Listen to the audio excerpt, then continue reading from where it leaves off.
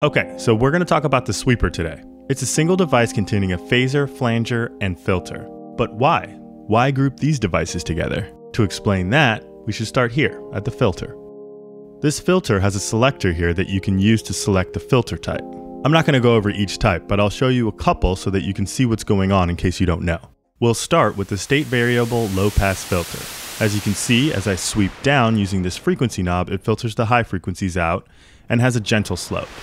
And when I turn the resonance up and sweep, the shape gets a bit steeper and louder at the cutoff point. If we select this multiple feedback high-pass filter that has a 24 dB per octave slope, you can see the sharper curve as the filter sweeps up. Here's what it looks and sounds like if you increase the resonance.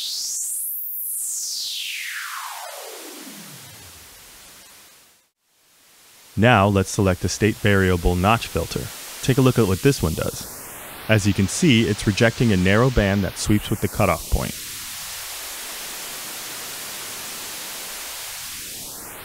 Now, if I add a little resonance, you can see the shape changes.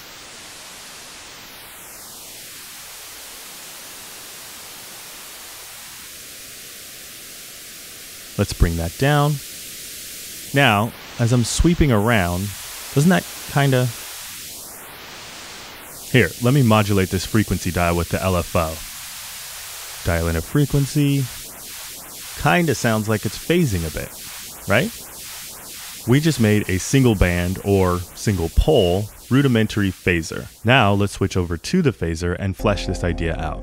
While a phaser isn't really using band reject filters and is rather using all pass filters phase inverted 180 degrees, if I bring the number of filters or stages down to 1 and run it through this analyzer, the effect is the same. Changing the bandwidth has this effect. And this is what happens when you add a stage. Now we have 2 valleys. You can add up to 40. Let's change the bandwidth again so you can see. And adding feedback changes the intensity of the peaks and notches. Pressing this polarity button will invert the phaser filter so that instead of notches in the frequency spectrum, there will be peaks. This signal is run in parallel with the dry signal within the sweeper and summed back together at the output. So you have the dry signal as well as the affected phasey signal, unless you hit this button. Muting the dry signal will give you more of a tremolo effect, but let's hear some examples. Here's a basic phaser patch. The guitar coming in is mono.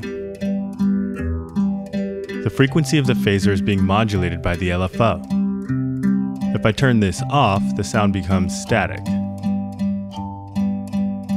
Dial this back up. The spread knob adds width. It works by detuning the stereo channels. Now let's kick this up a notch and add more stages.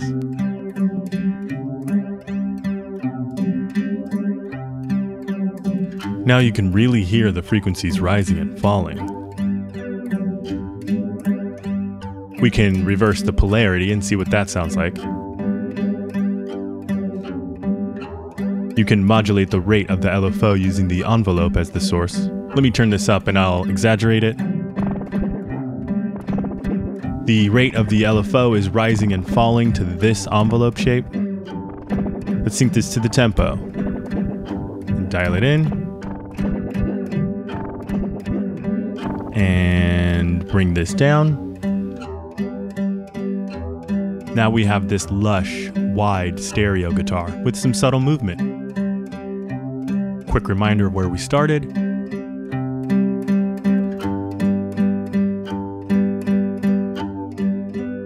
Nice. Now let's take a look at the flanger. The flanger is basically a comb filter with adjustable feedback. The principle is to split the input signal in 2. Run one signal dry and the other through a comb filter delay and then sum the 2 signals. So, to simplify, the wet signal is delayed a tiny bit and the frequency knob controls how much. Sweeping or modulating the frequency knob back and forth results in a frequency response with peaks and valleys similar to the phaser. So, a comb filter uses delay to achieve its comb filtering. It's similar to when you sync two of the same record up and play them on turntables. The subtle variations in speed of the platters will cause the same flanger effect, like sweeping the frequency dial in Sweeper. You can adjust the feedback to intensify the effect or keep it mellow. And all the same modulators and modifiers apply. The last thing I want to show you is the audio follower. It's an envelope follower. It draws an envelope based on the incoming audio. You can then shape that envelope further with the gain, attack, and release knobs, and then apply it to the frequency parameter, LFO rate, and volume. Take a listen. If I dial this modulator to frequency knob up and dial this low pass frequency knob down, you can hear the filter moving to the beat. It's opening as it receives each transient.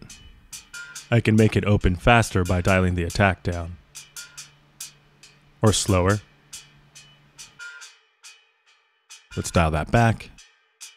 If I lower the release time, you can hear the filter close faster after the audio triggers it. Also note that this display is showing the output, not the input. That's why you can see the changes I'm making.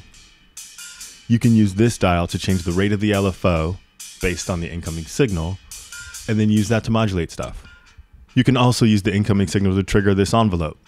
It has preset shapes, or you can draw your own.